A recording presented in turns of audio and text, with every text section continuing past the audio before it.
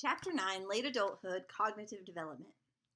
In this section, we will discuss an overview of cognitive development, cognitive milestones in late adulthood, beyond Piaget's theory, information processing during late adulthood, and language in late adulthood. So let's start with an overview of cognitive development. So cognitive development are the processes such as perception taking or thinking, reasoning and problem solving by which one comes to understand the world. So let's look at some of the milestones in late adulthood. So during late adulthood, this is a time where people ages 65 and older are entering into retirement, and they're no longer necessarily in the workforce, and this continues until death. And during this stage, there are great declines that occur. So some of the cognitive abilities that are declining are things like their abilities to receive information, store it in memory, and organize and interpret it. Some of their short-term memory abilities also decline, but methods can help compensate for memory loss and slower thinking. Aesthetic, philosophical, and spiritual interests emerge or intensify during this stage. Language abilities are based on memory, and processing speed will decline, but overall language continues to grow. And then driving related abilities that are dependent upon information processing speed does decrease as well, while skills based on experience, something that they've done over and over again, will increase. And then wisdom, experience-based problem solving, and semantic knowledge will increase as well. So in the United States, our culture promotes youthfulness, and there's a lot of negativity that can occur in the form of ageism and gerontophobia.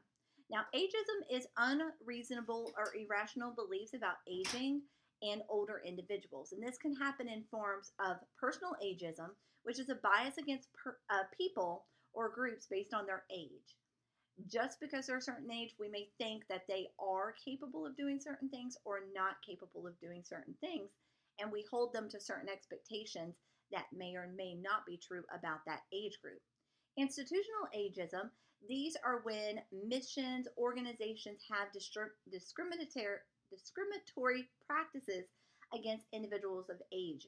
And this happens a lot with movements in technology where they're updating software and they may phase someone's department out where they may have done things that were a little bit old school and not use as much technology, but because of their age, they may not take the time and the practice to be able to show them how to use the new technology, and in turn, hiring someone younger in place of that. But again, just because there are differences between the way people do things doesn't mean that the technology way is the right way and the old method is the wrong way. It's just kind of how the institutions look at it.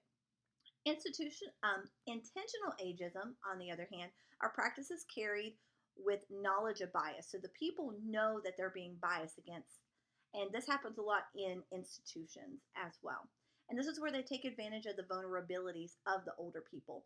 So for instance, using technology that they know that the older individuals may have knowledge or no knowledge of. And then unintentional ageism are practices where the person is not aware that they're being biased. And this could be when they're talking to an older adult very slowly, or they're using simple language when the adult is capable of understanding more complex vocabulary, or they may treat them like they're a baby when they're fully capable of doing something. Gerontophobia is the unreasonable or irrational fear of the elderly. And in other cultures, there are a lot of differences in the beliefs about aging. So for instance, in China and India, growing older is seen as having wisdom and experience, and it's the process of the older people becoming leaders, and it's seen as a natural process, whereas in the US it's considered a loss and we grieve over it. So let's look at beyond Piaget's theory. So SOC theory, this is the selection, optimization, and compensation, SOC theory, and it examines how selection, optimization, and compensation assist individuals in coping with the declines associated with aging. And this is a carryover from middle adulthood as well. However, during late adulthood, there's a shift in energy from growth to maintenance. So instead of growing in abilities, they're trying to maintain what they know and they're fine tuning it. And then regulation declines as well. So it moves from energy to growth and to maintenance and regulation as abilities decline. So they're working more on being able to maintain and regulate what they know. So SOC theory is considered a theory of successful aging, and it stresses how older adults are adaptive and they maximize their gains and minimize their losses by selecting things that help them to achieve their goal, by optimizing and paying attention and putting time and effort and persistence into achieving goals, and then compensation by pulling resources to help them be successful. So knowing who to go ask for help, or being able to go find a manual, or taking a professional development class, or watching a video to be able to do a new skill. So wisdom is not a well-defined or well-understood concept. However, researchers conceptualize it as involving some balance of intelligence and creativity. And there's three approaches to understanding wisdom. And wisdom is this thing that we kind of think about as people get older. They've been around, they've lived life, now they have this wisdom of the meaning of life and what's the purpose. So three approaches of this would be the philosophical approach, which values the history of wisdom, discourse, and philosophy. And it looks at ancient philosophers like Plato and Aristotle, and they analyze their conceptions of wisdom. Implicit theoretical approaches and explicit theoretical approaches, they seek to empirically study wisdom in an objective and scientific way. And what they're doing is they're trying to find methods and conceptualizing what is wisdom in modern society. Now, overall, wisdom is viewed as an important aspect in constructing integrity. So it's that way of figuring out and understanding your reality and making sense of your life. What is your purpose? Why are you here? So we're going to pause and process what we have covered so far. So go back and review the slides as needed to address these questions. So information processing during late adulthood. So there's many aspects of information process that continue to decline during late adulthood. There is a decline in the speed of cognitive processing, and it's similar to the slowdown in the physical development. So all these brain changes are causing the physical changes, and the brain changes are changing the information processing changes as well. So the changes are parallel to the changes taking place in the brain and the central nervous system, and the speed in the ability to process information and in reaction time gradually decline. So the speed of processing and the ability to control what one pays attention to are very vital for daily attention in late adulthood. They have to really focus on what it is that they're trying to do. And then they may also have to have a little bit more time to process and think through things, whereas a younger adult may be able to come up with solutions or opinions a lot quicker. And then with ageism, we have to be very careful, especially in the workforce, because some of older people, they have a lot of wisdom when it comes to it, but they have to have a little bit more time to process these things before they can share. But because of ageism and younger adults being able just to spit out ideas and snowball and brainstorm, they may feel like their ideas aren't as important. So we have to be very mindful of that.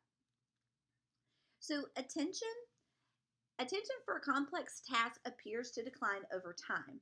And there's two systems that are devoted to attention. So there's posterior attention system, which includes the brain area, such as the posterior cortex and the thalamus. And it's important for being able to pay attention to visual information. Now, the anterior attention system, this includes the brain areas such as the prefrontal cortex. And it's important for being able to direct and choose what a person wants to pay attention to, and to be able to tune out any extraneous sounds or stimuli in the environment. So it's their ability to focus on one thing while other things are going on. So they can pay attention a lot easier by that anterior attention being able to pay attention. Now, parallel processing, this refers to the ability to cognitively process and complete two or more tasks at one time. It's a fancy name for multitasking. So older adults are able to complete a word recognition task and another visual or auditory task better than young adults. However, these tasks have to be something that they have been doing for years. So the more practice they've had with a certain skill, the more apt they are to be able to do more than one task at one time. But if it's something that they're not familiar with, they're not able to use parallel processing and multitasking abilities to be able to complete those tasks. It has to be something they've done multiple times before getting into late adulthood. So, memory, there's a lot of changes that happen, and it's very frustrating for both the older adults and those in whom they interact with. So, a slow and shrinking brain does play a major role in memory decline. And as a person ages, they start having a harder time recalling past events or recent events, but they can remember things that happened in the distant past. So they can remember things that happened when they were a child or when they first got married or when they graduated high school, but they may not necessarily remember what happened last week or even yesterday. And this is due to the increasing difficulties with the steps required for processing memory. So, encoding information, storing the information, and retrieving it for later use. So, encoding information is less efficient in late adulthood, and this is primarily because organizing information may not be as easy for them to encode it and to store it. Now, older adults appear to be less efficient, and it takes longer periods of time, like I said, for them to generate or think about alternatives or options. So, they need a lot more think time and processing time than younger adults who may be able to spitball and throw out suggestions and opinions and alternatives quicker. So, those who have been stimulated do seem to have fewer problems with retrieving information. So, that golden rule of if you don't use it, you lose it is very prominent here. So, the more that they're stimulated and the more that they use their memory, the more they're going to be able to retain it and retrieve it. So, episodic memory, working memory, source memory, and explicit memory do decline in adulthood. So, episodic memory are specific life event memories. Working memory is the workbench where simultaneous cognitive processes can be attended to and handled.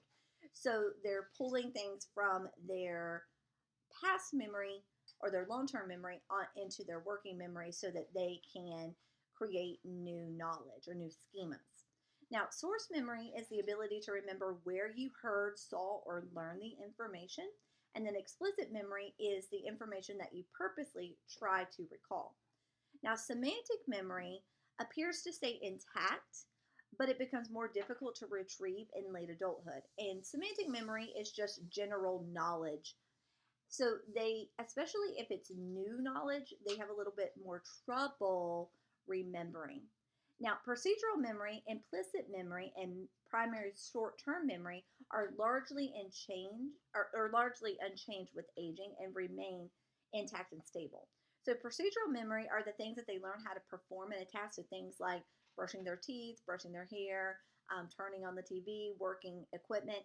The more practice they've had with that, the more unchanged that's going to be.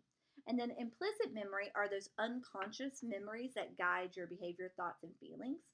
They're still able to do that, and unless there is a dementia or Alzheimer's or Parkinson's that come in with that, that's going to remain quite unchanged and more stable. Primary source term memory, this is the conscious process of keeping information in short-term memory. So they're able to use it while it's there, but they still have a little bit more trouble moving it into working memory and moving it into their long-term memory.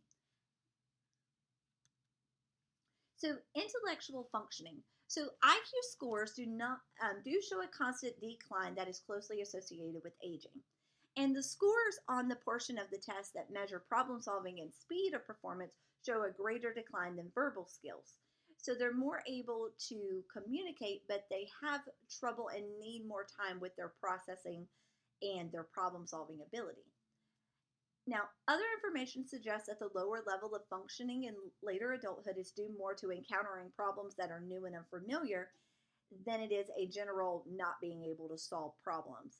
So they may not be able to pull on certain knowledge to connect it to new ideas if they're unfamiliar with the concepts. So, dual process model is of intellectual changes, and it has been proposed to explain what happens to mental functioning in late adulthood. So there's two aspects of intelligence in the dual process model. So there's the mechanics dimension, which resembles fluid intelligence. Now, this decline occurs because of the information that fuels this aspect was gained in childhood and has limited usefulness in old age. So it's kind of that if you don't use it, you lose it type thing. So they may not be able to go back and remember how to do algebra if they've never had to continue to do it over time. So they are more out to lose it because they haven't used it because it was something that was gained a long time ago. Now, the pragmatics dimension, this is related to practical thinking, applying the knowledge and skills gained from experience, and wisdom and problem solving. This is more useful because wisdom is gained from experience, and the more experience they've had with something, the less likely they are to lose those abilities. So we're going to pause and process again. So go back and review the slides as needed to address these questions. So language skills in late adulthood. So during this time, reading in general across all ages is a quite demanding task, and especially because it involves a high demand on our information processing skills. Because when we read, we must, one, be able to visually make sense of the written symbols we are seeing. So if we go back to early childhood and emergent literacy, what do these squiggles mean? What does it mean when I see a dot at the end of a sentence? What's a comma? What does it mean? So they have to visually make sense of the written symbols that they see.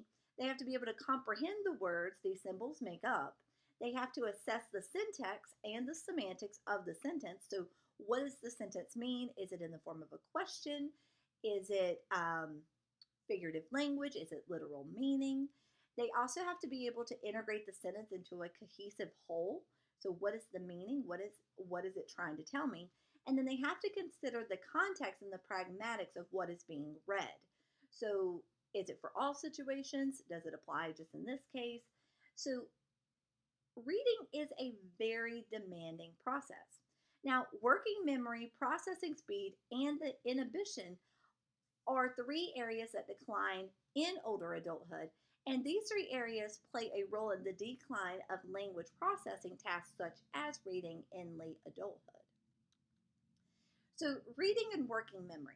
Well, working memory is where active thinking occurs. It operates by combining what we have coming in through our senses, so our seeing, our smelling, our tasting, our hearing, and our touching, with information stored in our long-term memory and transforming that information into new forms. So when we come across words that we don't know in a text, we would use our working memory to use our knowledge of context clues, which is from our long-term memory, to figure out what that new word means. Now, there is a decline in working memory, and it's correlated with declines in reading and the ability to keep information in memory for future recall or application. Again, it kind of goes back to that you have to be able to use it to be able to, or you're going to lose it. So working memory and long-term memory have to go together. So the more you use the long-term memory with your working memory, the more schemas you can develop.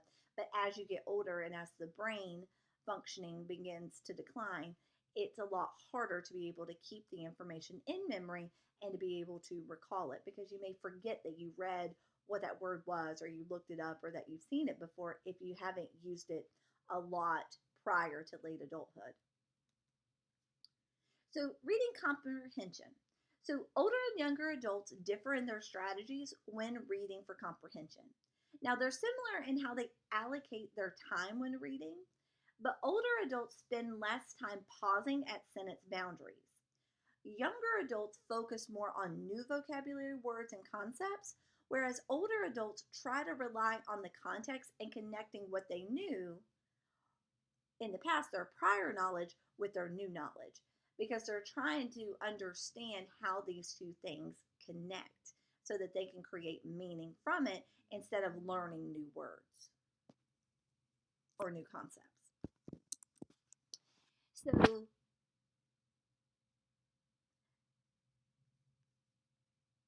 So, inhibitory deficient theory, this is a theory that examines what aspects of cognitive processing declines with age and what aspects of cognitive processing remain stable.